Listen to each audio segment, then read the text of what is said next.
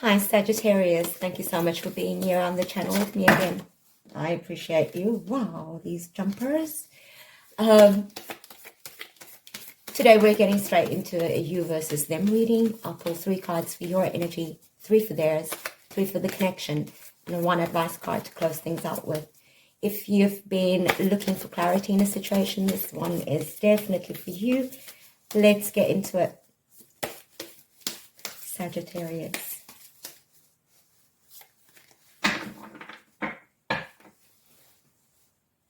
Your energy, 3 of Swords, 5 of Wands, and the 5 of Swords.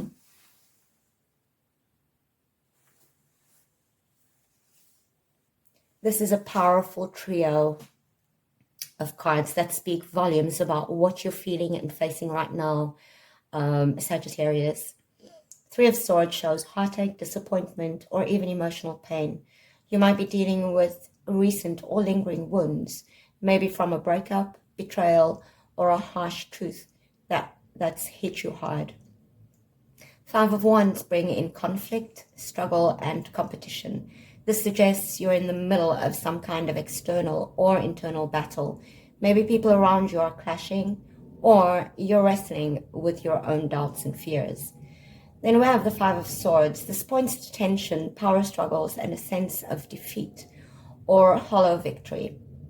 You could be feeling like conflicts are leaving you drained, or like you've held, or like you've had a fight, like you've had to fight dirty to protect yourself. I feel your current energy is marked by emotional pain combined with conflict and struggle that feels draining or unresolved.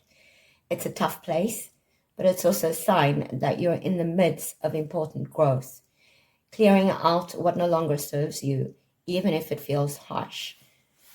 Their energy, we have the 2 of Cups, the Tower, and the Page of Pentacles. The 2 of Cups over here shows connection, partnership, or a potential for emotional bonding. They might be feeling or hoping for a meaningful connection, maybe even reconciliation or a new start emotionally. Then we have the Tower, which is a huge shakeup, sudden change, or upheaval.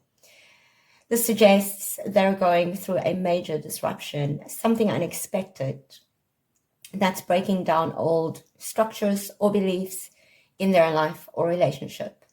Then with the Page of Pentacles, this signals new beginnings, especially around practical matters, learning, or opportunities. They could be focusing on a fresh start, possibly involving work, personal growth, or a new approach to the situation. I feel they're experiencing a mix of emotional openness or a desire for connection, combined with sudden upheaval and a cautious but hopeful new beginning. It feels like they're in a state of transition, emotionally shaken, but looking towards building something new. Energy for the connection. We have the Ace of Wands, the 9 of Wands, and the 5 of Cups.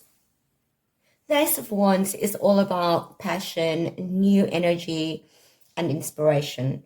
Your connection has a spark of potential, a creative or exciting beginning that can light things up.